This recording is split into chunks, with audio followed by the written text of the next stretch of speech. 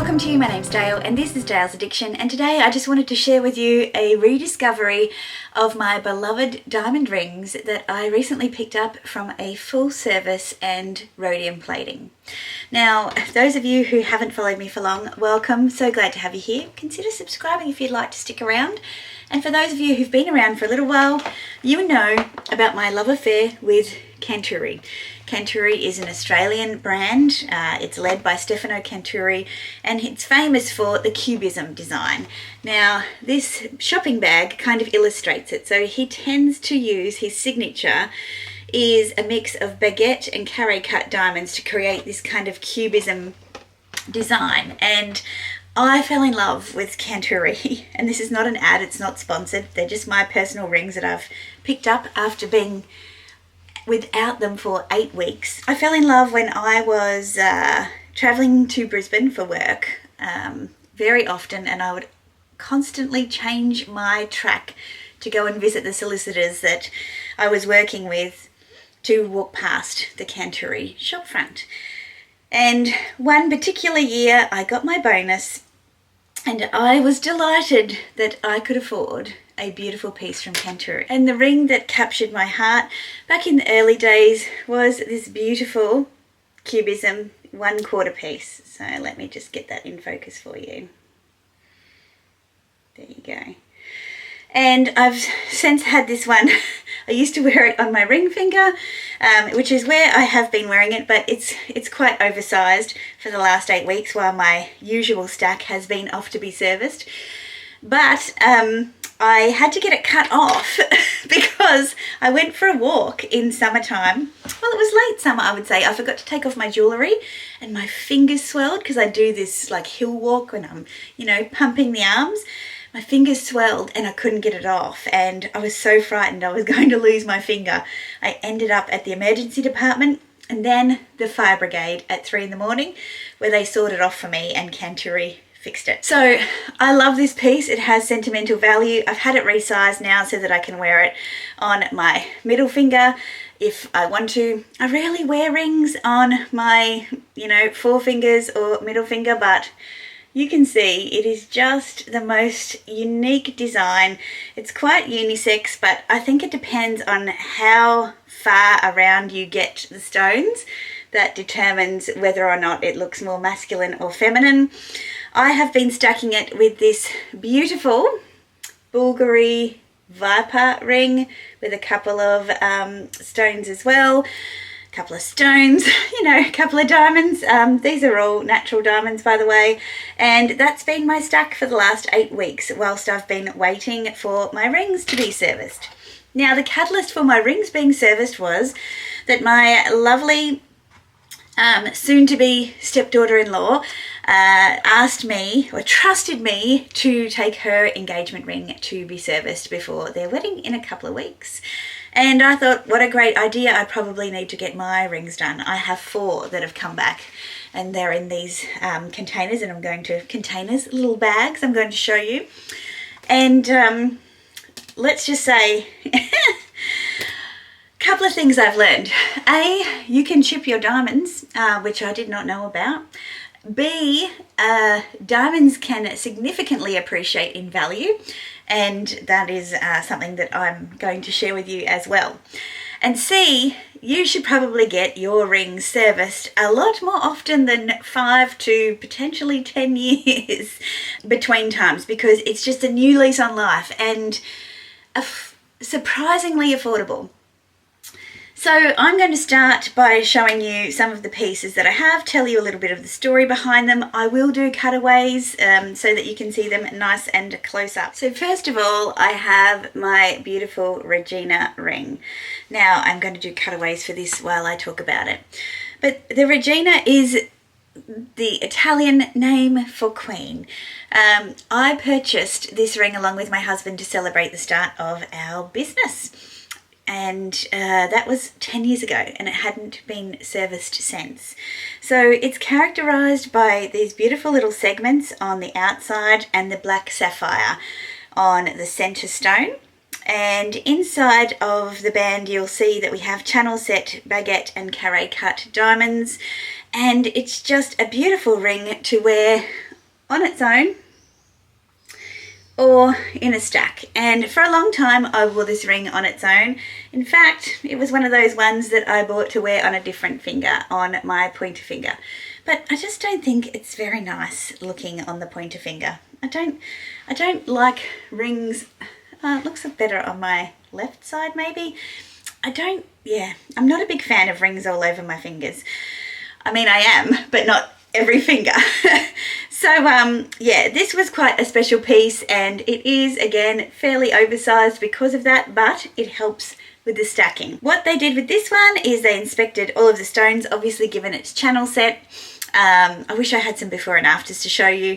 The stones were in good condition, so they just cleaned it up and replated it, and it is so shiny now. It's just glorious. A couple of years later, I went back to Canturi, and what was the impetus for this? I know there was no good reason. I just fell in love with it. I just fell in love with it and I wanted it. So, you know, what else reason do you need? And it is this one, which is, I just liked how it was set. It's called the Radiance. Let me see if I can show you. I'll just pop it again in cutaways. So this piece is so glorious. Again, it has a mix of pave, carré cut and baguette diamonds set in this kind of off-centered way. Again, this ring was in good condition because of the settings. It was very difficult for me to damage, but it is super shiny now, and I like to wear it stacked on top of the Regina. Now they look beautiful, just the two of them like that, but that is not where it ends. And these rings just look, when I tried them on in the boutique, they're so sparkly and beautiful, just absolutely glorious. Now here's where things get interesting. This next piece we had custom made for my 40th birthday. And in my travels and work and life around Australia, I have always been in love with the Argyle Kimberley pink diamonds. If you're not aware, the mine is now closed, and they're very rare, beautiful pink diamonds grown in the Kimberley region of Western Australia. And I lived quite close to there for a few years in my youth. I've mentioned before that I lived very regionally, well, very regionally, but I never had the money at the time to invest.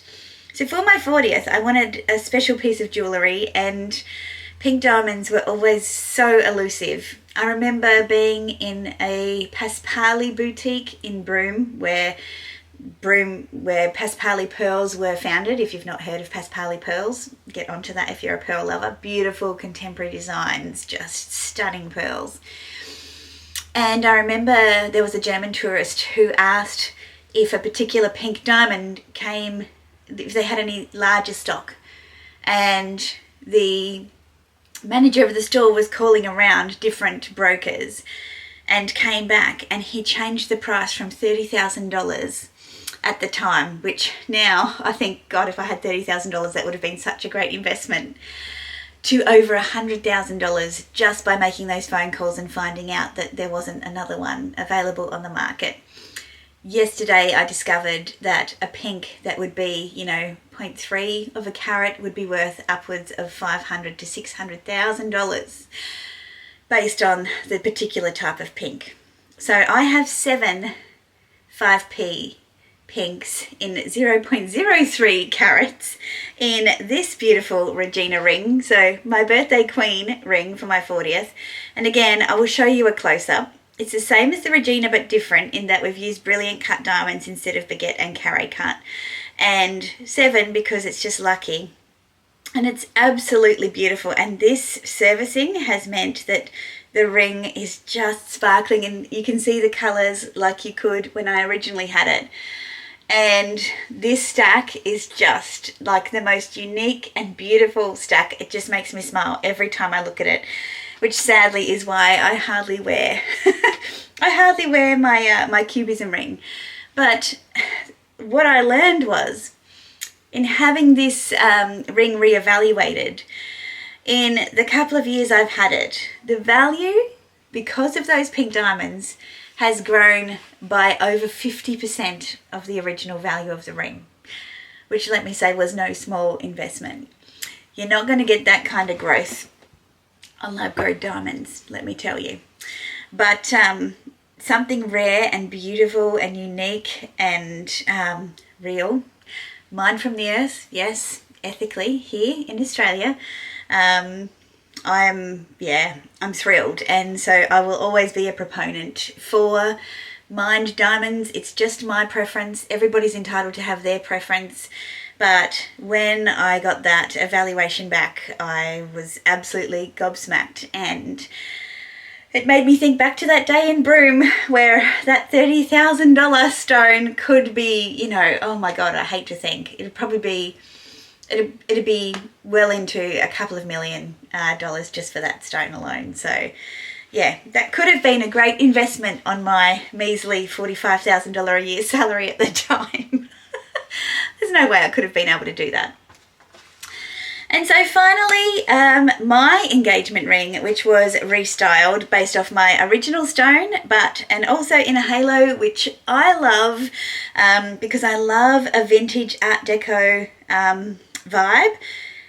And my original stone was quite vintage, but it was more 20s. My original style engagement ring was quite 1920s inspired, was beautiful. I've still got the actual setting for it in here somewhere, which is no point showing you because you don't really get to see it, but it is beautiful. And this, I had reset into the Stella band, and here she is, like absolutely stunningly glorious, shining. Again, surrounded by beautiful baguettes, and you would never guess that I chipped a couple of them. I said, how did I do that? And diamonds are meant to be the hardest substance in the world. And they said, well, because they have sharp edges. And the settings on these are so fine, like they literally just have two little claws. The corners are exposed, and just by whacking your hand on a door jamb or something like that, let alone doing any manual work, which I don't with my rings, they, could have, I do manual work, just not with my rings on, I had chipped them. And so another reason to go and check. So I think for each of these rings to be inspected and serviced was $160 with the rhodium plating. Now, I think that is an absolute bargain based on the purchase price of these rings. Like $160 every couple of years, I think is a very worthwhile investment in their ongoing beauty, and to have the experience where it feels like you've got brand new jewellery is really lovely without spending a significant amount of money. With my engagement ring, the fact that we had to replace a baguette, I think for each baguette we replaced was about $300 or $400 because they could salvage the stone that was originally in there and recut it. So I was able to pay the difference plus the $160 for the ring, and just could not be happier with the service. It feels like I've got brand new ice on my fingers. It's a very grand feeling. I think having a jeweler that hand makes everything locally is super special and important, which is, why I don't really rate luxury jewellery houses, because it feels like you have less control over your experience than what you do when you buy locally. And, with my recent experience with Cartier fixing the clasp on my love bracelet, it was fine. But I know a lot of people have had difficulty with companies like Cartier and Van Cleef because everything needs to be sent away, far away. Whereas Canturi have their design creation centre in Sydney. I was just thinking then, I also purchased these beautiful Odyssey butterflies from Canturi a little while back, and I haven't worn them for ages, so I'll need to pop those back in. But my next piece from them, I would like it to be a diamond talent bracelet that is articulated, and I still want some emeralds, but house stuff. So yeah, having them designed and handmade locally, having any repair work done locally is fabulous. The pricing is obviously way more competitive. It's still luxury jewellery, don't get me wrong, but way more competitive because I don't know why. Just because it doesn't have that global name, but certainly the quality and the uniqueness of design, it's just incomparable to me. And then finally, knowing the source of each of the stones and being able to select those stones based on your own personal preferences is really important. And I was lucky enough to be able to help my stepson select and design the ring that he wanted to give to his fiancée. And yeah, it's a pretty special thing to be able to go in and select the actual stones based on your budget, the size of the stone, the inclusions that you're happy to settle for, the sparkle, you know, are you a size versus sparkle girly? Are you a size and sparkle girly? What shape do you want? All of these things you can do, you know, locally and get a really good product of high value and quality for your money from an originally earth mined stone, which I think is just super special. And people will argue that they're not that special because there's diamonds everywhere. Well, I disagree. I like the fact that we can buy diamonds from Australia in Australia, but also we can buy diamonds from around the world here as well, and we know the origin of them. And they are special, and yeah, look at that.